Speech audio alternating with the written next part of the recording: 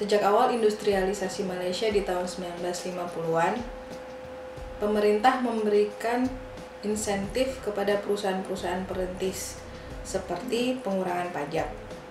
Namun, hanya beberapa pihak seperti pemilik modal asing dan etnis Cina yang dapat menikmati keuntungannya.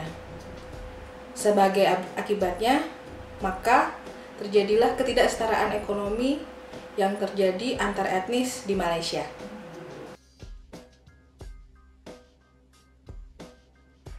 Pada tahun 1969, ketimpangan itu makin menjadi-jadi.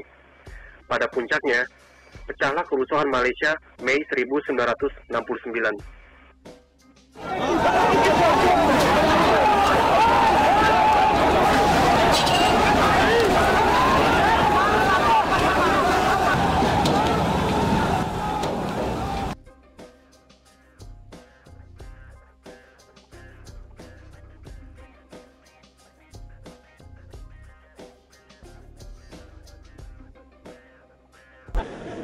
Perkiraan kita tidak begitu bijak.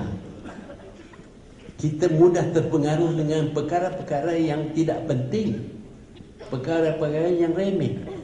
Sebaliknya, orang Cina mengambil kira tentang terselamatnya mereka kerana kita selamatkan keuangan kita.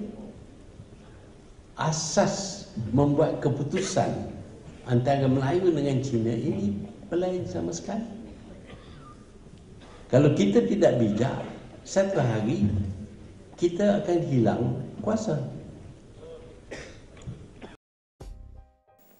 Untuk mengatasi permasalahan tersebut, pada tahun 1971 dibentuklah National Economic Policy yang inti tujuannya adalah kesetaraan ekonomi.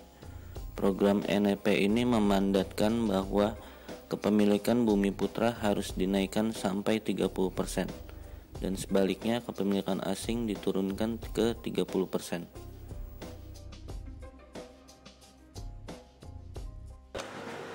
Bro. Iya bro. Tadi tuh kita ngebahas NEP bro. Iya bro. NEP itu buat apa ya bro? NEP itu gimana ya? Jadi tadi kan ada Bumi Putra, ada Cina, ada Foreign. Nah yang si Bumi Putra itu merasa dia kurang dihargai gitu bro. Oh gitu. Yoi bro.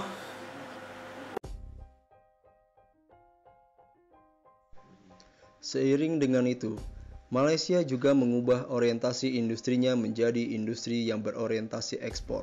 Salah satunya kebijakan pembentukan Free Trade Zone dan insentif pajak untuk eksportir. Perusahaan besar seperti Intel dan 3M memasuki Malaysia. Akibatnya, sektor manufaktur berkembang sebanyak 22,9% per tahun. Untuk mendukung NEP, kuota ketenagakerjaan mewajibkan kepemimpinan bumi putra di perusahaan-perusahaan milik negara. Pertumbuhan ekonomi ketika itu sekitar 7% per tahun.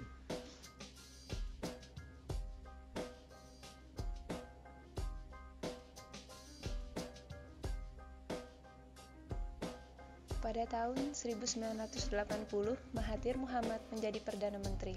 Ekonomi Malaysia sedang menghadapi berbagai permasalahan seperti ketidakefisienan BUMN dan mengecilnya pangsa pasar ekspor. Untuk mengatasi masalah ekspor tersebut, Malaysia mulai merubah haluan ke industri berat seperti petrokimia, baja, kertas, dan juga mobil nasional, yaitu pada masa itu sebenarnya ekonomi negara tidak begitu baik, tapi saya yakin dia akan dapat dipulih semula. Dalam masalah BUMN, walaupun salah satu penyebab kurangnya performa ketika itu adalah kurangnya kompetensi eksekutif pribumi, namun Mahathir tetap yang teguh terhadap paham NEP, sehingga walaupun beberapa BUMN diprivatisasi karena tuntutan industri, mereka tetap dipegang oleh Bumi Putra.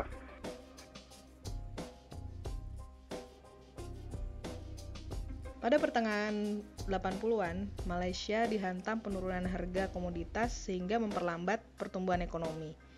Pemerintah kemudian memberikan penaikan batas kepemilikan asing kepada perusahaan berorientasi ekspor untuk menarik investasi.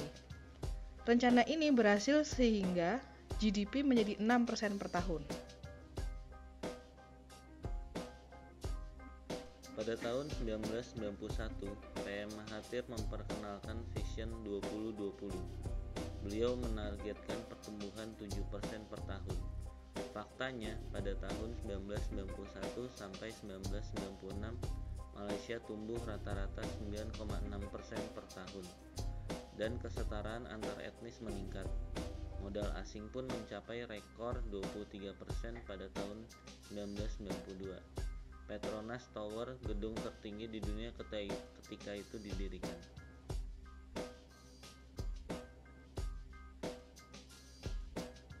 Pada akhir tahun 1997, pertumbuhan Malaysia yang begitu pesat pun berhenti. Krisis moneter di Asia dimulai dari Thailand dengan devaluasi baht. Hal ini diikuti krisis-krisis serupa di negara-negara sekitar seperti Vietnam, Korea, dan Filipina. Bahkan di Indonesia, Presiden Soeharto terguling setelah 32 tahun kepemimpinannya. Malaysia pun tidak luput dari bencana. Pada Juli 1997, Bank Negara Malaysia tidak mampu mempertahankan nilai ringgit. $1 ketika itu naik dari 2,5 ringgit Malaysia menjadi 4,88 ringgit Malaysia. Ekonomi menurun sebesar 5% pada pertengahan 1998. Meski begitu, Malaysia tidak bergantung kepada IMF seperti negara-negara tetangga. Anwar Ibrahim, Menteri Keuangan ketika itu, mengumumkan penurunan spending sebanyak 18%, pengetatan aturan perbankan, dan kenaikan suku bunga. Mahathir Muhammad tidak menyukai kebijakan ini karena menurutnya sama saja dengan mengikuti IMF tanpa mendapat uang mereka. Pada September 1998, Mahathir memecat Anwar Ibrahim dan menjalankan kebijakannya sendiri dengan Nur Muhammad Yaakob, mantan petinggi BNN. Pada akhirnya, Malaysia berhasil mengarungi krisis dengan menerapkan kontrol ketat terhadap aliran modal dan penetapan nilai tukar ringgit terhadap dolar.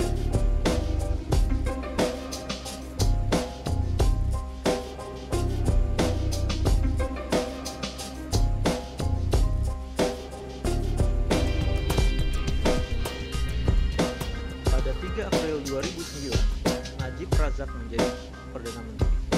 Strategi One Malaysia yang dimilikinya mengedepankan persatuan dan pemerintahan yang efisien. Kebijakan lama NEP dinilai menghabiskan banyak biaya dan tidak efisien. Dia memperkenalkan New Economic Model. Is to be inclusive. And this is in line with the spirit of One Malaysia, so that every single Malaysian will feel that he or she is part and parcel of taking part in this journey towards transforming Malaysia and realizing their fullest potential. And for us to be inclusive, it means that our policies must be fair and equitable. It must take care of not only the business interests, but also the emphasis is also on the 40% of the lower income group. Those people need help, and they will be given the necessary support by the government. But in essence, we need to have a look at how we develop our human talent, human capital. Not only producing them, but also retaining talent. So the new economic model is all embracing, all encompassing, and of course in the short term we may need to make some sacrifices, but I'm confident that in the long term we will achieve our objective of transforming Malaysia to become a high income nation by the year 2020.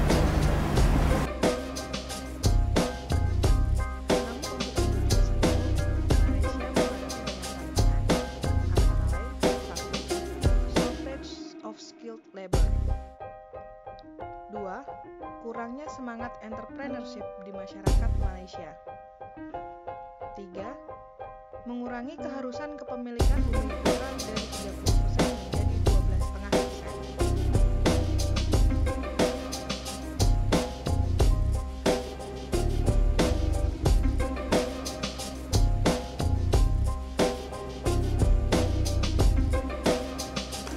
sebagaimana telah kita lihat, sepanjang perkembangan ekonomi Malaysia itu tidak pernah lepas dari permasalahan etnis. Namun kini, PM Najib mencoba untuk membongkar tonggak dari kebijakan New Economic Policy, yaitu kesetaraan etnis Bumiputra, demi untuk membuat ekonomi Malaysia yang lebih maju dan efisien. Apakah secara sosial dan politik Malaysia siap menjalankan New Economic Model dan mencapai Vision 2020?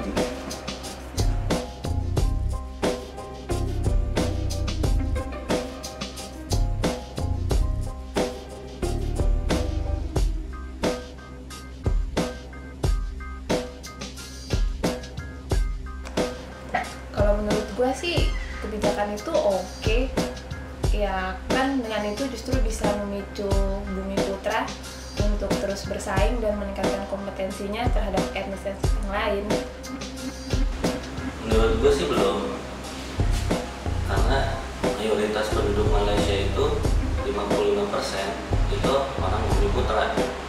Kalau kebijakan itu dilakukan, itu bukan suatu kebijakan yang menurut pemimpin kita suatu pencitraan. Mungkin kerusuhan yang sebelumnya ada di Malaysia